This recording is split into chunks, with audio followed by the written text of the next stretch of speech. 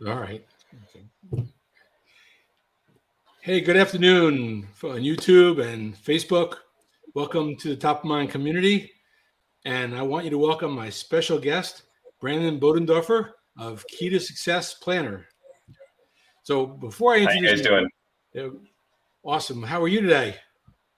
Hey, I'm living life. Planning is great, so doing good. Awesome. I want to just tell you folks a little bit about my life before I met Branden. And I was a Franklin Planner guy. Everything was in my Franklin Planner, and every year I would put my Franklin Planner in a loose leaf notebook and move on to the following year. And then digital planning came along, and I tried every digital planner there was, but my nature is not to be that organized. So it was difficult for me to operate in any of the digital planners that were out there. And this went on for years. And then finally, one day I was introduced to the Key2Success Planner, and literally everything changed. It didn't change overnight because my nature was still to be a little disorganized. But as I started to implement it day by day, I started to get more and more organized. I used to have notebooks and Post-it notes and 3 different calendar apps, and everything was all over the place. And I spent a lot of time when I was going to do something trying to find the information I needed. But that's no longer the case. And that was because of Branden's system. So I've invited Branden here because we're going to be doing a special training, not on his system, but on the dynamic power of planning and the difference between planning and just scheduling. So let me start out, Branden, by asking you, what is the difference between scheduling and planning?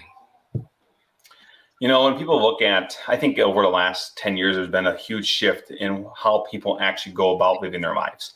And as we've been introduced to lovely devices like this and like this, they've become like tethered to us to a sense that we've relied on them to give us notifications and updates on what's going on in our world. And then furthermore, especially with COVID, as we started to integrate and work from home, but yet integrate technology into our lives, we started asking all these electronic inputs and scheduling events and activities through Outlook and Zoom calls and everything else that really just became digital, all to integrate with our schedule.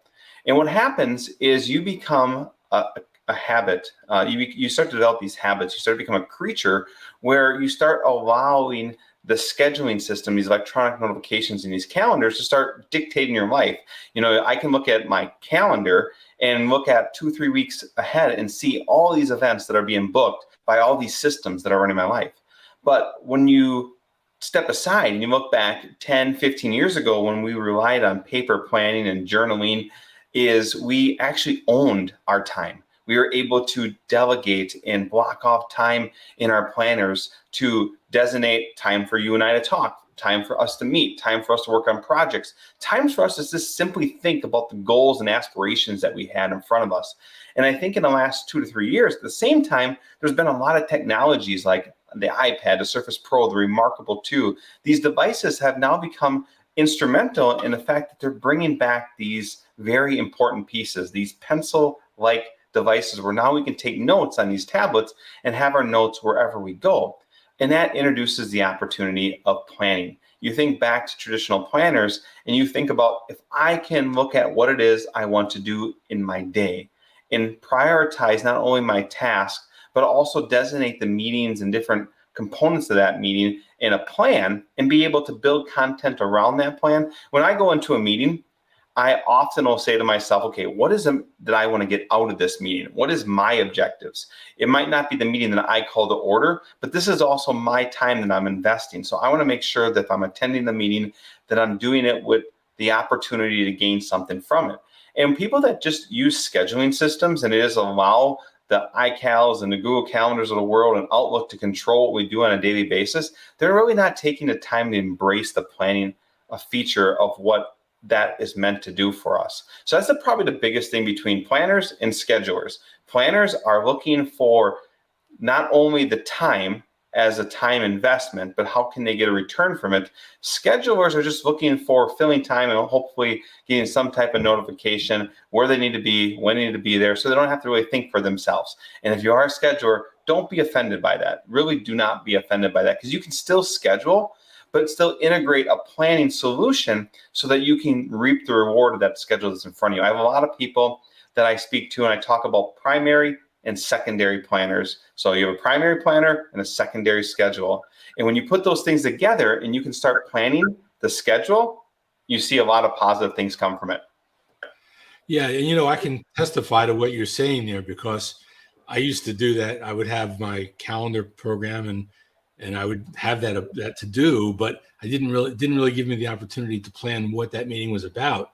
And one of you talked about a well-formed outcome, really, which is what do I want to get out of this meeting?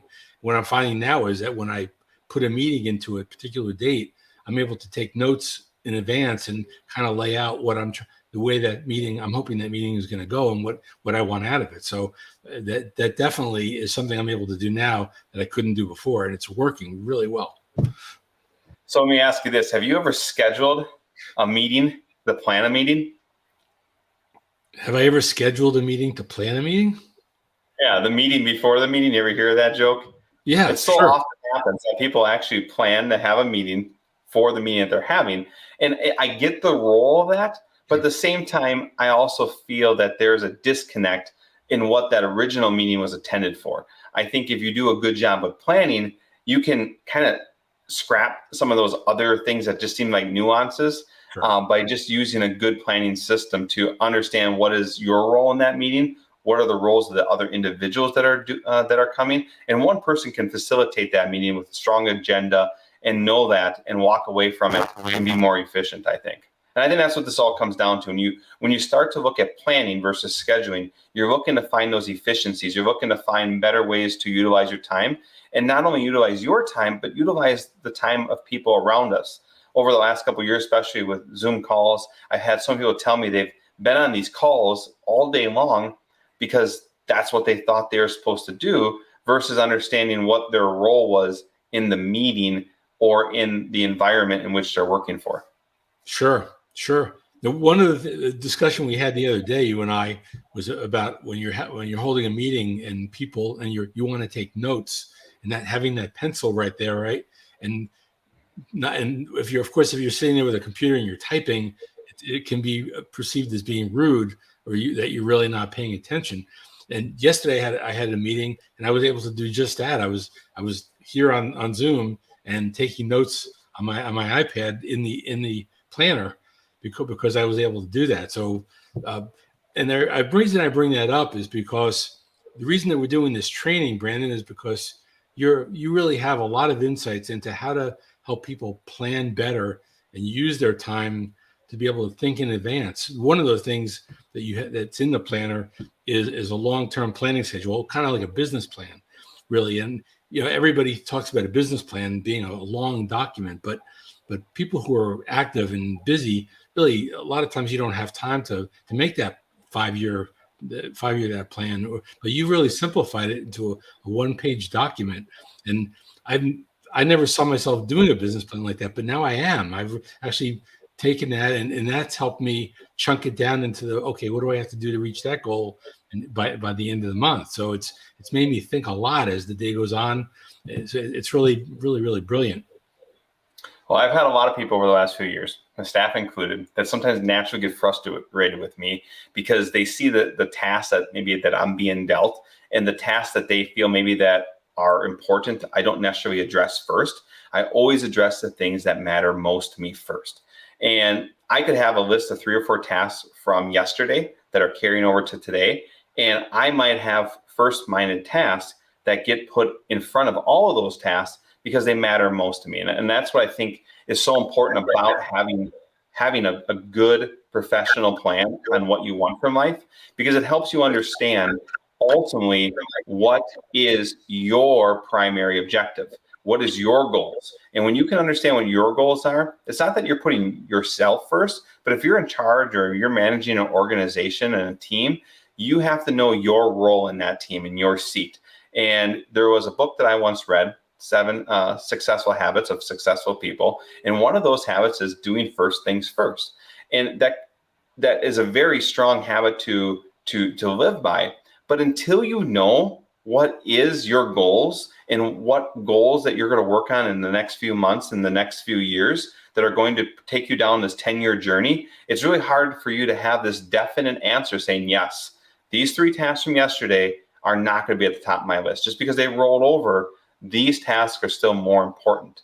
And that's something we call as the key 3 on our planning system. And when you can understand that and you can put it all in perspective, you can justify why you're scheduling yourself and planning your week the way you are. It's brilliant. By the way, one of Stephen Covey's other laws is be proactive, and the system really lets you be proactive in a way that I've never been able to do before. So let's talk about sorry, go ahead. Well, and I just want to comment on what I find is if you take that mentality, you integrate it, you'll eventually find over a few weeks that you're not having all these tasks, that you're rolling over from one day to the next day. It might seem selfish in the very first week or two that you're not addressing some of those tasks like others or maybe yourself think you should. But I find that as you start to integrate the system into your life over a few weeks and into a month or two, you don't have that carryover like you did because you've been able to surround yourself by the things that matter most. And when you do those things first that matter most, they actually create opportunities for you that start to address the other nuances that maybe don't matter as much for you to take a seat on. Yeah, that's brilliant. Let's talk for a few minutes about the training that you're going to be doing for the Top of Mind community. This meeting is scheduled, the event is scheduled for February 1st at 6 p.m. Eastern. And the name of the event is, actually, it's called The Power of Digital Planning for Business Scalability. Yeah, so what we're going to be doing is we're going to be going over that professional builder, and I'm going to encourage all of you guys that are participating in this to pull out a sheet of white paper, and we're going to draw some boxes on it. We might even bring out some crayons if you're into that thing, because a lot of us like to doodle and like color. But we're going to go through and we're going to talk about what is your vision, right? And we want you to help you indicate that. We want you to recognize the challenges that you're facing, and we all are somewhere in life. You know, some of us might feel we're not where we should be in life based on our age or our career or position, but we are somewhere. And where we've gotten ourselves is part of our skill set. And I always tell people, when you double down on that skill set, you can accomplish so much more of your vision than simply trying to address your weaknesses. I have a lot of weaknesses myself. My wife would be a testimony to that. But when I do the things I'm good at, I find that I can be successful. And through that success, I'm able to still overcome those challenges through other opportunities and avenues. And from there, we're going to talk about what is your core beliefs, what is the things that you value, because so often in life we go down these paths and we find ourselves just not having like a harmony with what it is that we're doing. We're not necessarily believing in what our work is doing and the work that we are doing. And I think that is so important to understand that core value, because if your core values and your fundamental beliefs align with your vision, inspiration is natural. You'll find yourself really each and every day excited about life. You're excited about the work that you're doing. You can propel yourself forward. And from there, we're going to talk about how you're going to hold yourself accountable. You know, what is the things that you can use to measure yourself? We're going to talk about what is your 10-year outlook? And most importantly, I had a banker once tell me, Branden, your organization is only as strong as your exit strategy. And that really has always resonated with me, because when I think about exit strategy, it is your ability to bounce out of something with the least amount of pain. You know, as we fly drones, I often tell myself, when I'm flying a drone, I want to be able to mitigate as much risk as possible to prevent any issues from occurring. So we're going to talk about how you, as you go through this path of the next few years, how you put yourself and understand what your absolutes are. What is the bare minimum that you need to achieve? And then that is used as a way for you to understand if you need to make a right turn or a left turn when it comes to decision points. And then after all that, we're going to talk about what it means for you to be accountable, how you become more accountable, how you instill that accountability in your daily life, and how you set the primary goals, those 3 things that matter most to you this year and the next 2 years to come. And the part that I always love to see entrepreneurs, business leaders, and professionals really have a conversation with me about is what happens when you become successful. What happens when you reach these goals? Well, the work gets harder, right? By us achieving what it is that we want to achieve in life, it's going to create an impact on our organization, the people around us, and even what we do on our day-to-day basis. And I see so many entrepreneurs where they start to grow and they grow and they grow, and then boom, flatline, right? They can't grow anymore. and that is the entrepreneur surge. And what really that is it tells me that they didn't understand what success looked like and how they in their organization was going to adapt to those changes. So if we were to grow our business by 10 or 20%, we're going to have to implement some changes. We're going to have to adapt our processes, and we're going to have to grow as an institution. And that is so important for you to uncover in your journey and in this business plan. So we're going to cover all that. And when you do that and you do it on a one-page dashboard and you spend an hour or two on it today, come back in a couple weeks and look at that and think about what you wrote down, it really gives you a frame of mind that you can say, you know what? I know my priorities. I know what I'm doing next, and you can get out and get it done. Wow. Well, I know I can't wait for that hour that we're going to be spending together. And if you're watching live or if you're watching a recording of this, I know you want to be there as well. So if you're a member of the Top of Mind community now, you're able to have access to it. If you want to learn how to get access to this event, if you're not already a member, the instructions are down below. Actually, you can send me a message at martycard.me, martycard.me, and I will send you the information on how to access this, or put a banner in a comment, put a comment in there saying I want to know more. Put a thumbs up and say tell me more. And so again, February 1st, it's going to be 6 p.m. Eastern time, and I think we're just going to have an hour of learning and real growth. If you're a member of the community, you know that if you are in learning mode, you're in growing mode, and this is a place you can really grow your business and grow yourself. Absolutely. Yeah. And we'll probably take questions and get some answers. Oh, yeah. We're going to have a Q&A at the end there. We're going to start at 6. We'll probably have 10 minutes of Q&A at the end, and we'll show you some of the things. But remember, you want to bring something to write on and something to write with, because it's going to be an interactive thing. This is not going to be a lecture. It's going to be very, very interactive. So, Branden, thank you so much for taking the time to join me today. I know you're off on a little vacation for the next week or so. And I want to wish you a safe trip and say hello to Mickey for me. I will. Well, if we get there, who knows? But we should be. I hope so. Well, and so Branden, one last thing. How did you get into planning? I know we probably wanted to talk about this first, but what got you into planning in the first place? Really frustrated. I've always, back in high school and even right out of high school, I used the Franklin Covey planner, and I just felt comfortable with myself. I felt that even on the days I didn't do a lot, I felt accomplished because what I did, I had planned to do, right? I just didn't like walk into the day and say, hey, day, how you doing? What do we got going on? And then end the day like, oh, what did I really do? I was able to reflect on my planner and see the things that I had set out to do and recognize what I got done. And there was something gratifying about that. And as I learned to do that and did it more frequent, I built stronger skill sets for planning. My vision became more clear, and I saw growth in my life. And that was so inspiring. And then what happened was in about 2007, 2011, somewhere in that frame, they invented this thing called the iPad, and I got like all geeked out by it. I'm an Apple fanboy, and I love everything about it. And I thought, I'm going to go digital. I'm going to abandon all my paper and go digital. Well, at the time, it wasn't a smart move. I went the next 4 or 5 years with no plan, no execution. I just watched everything kind of that I built up over the last 10 years just kind of like not fall apart, but just it didn't grow. It became stagnant, and I just didn't feel excited with what I was doing.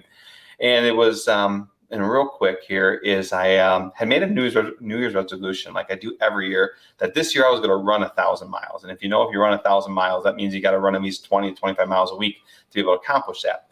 Got to be a few months into the year, and my knees were just starting to hurt. I had like this aching pain, and like it wasn't like I hit something with it. It was something that slowly came on. It was gradual, and then finally I said, you know what? I need to go check this out.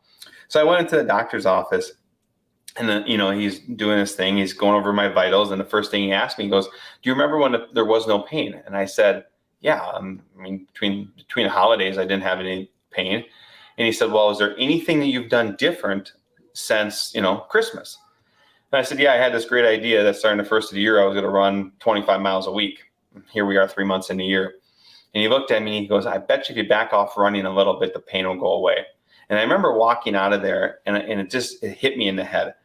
When I was at my prime, when I was having all the success, even during the recession of 2007, 2008, and 2009, what was I doing different than I wasn't doing now? And I recognized that I was planning.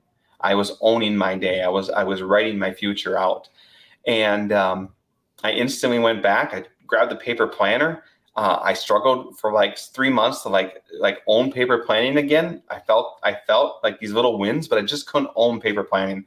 So I said, you know what? I couldn't find anything. I searched the internet. I browsed the web to find a planning system. There was nothing there. I said, well, I can create one.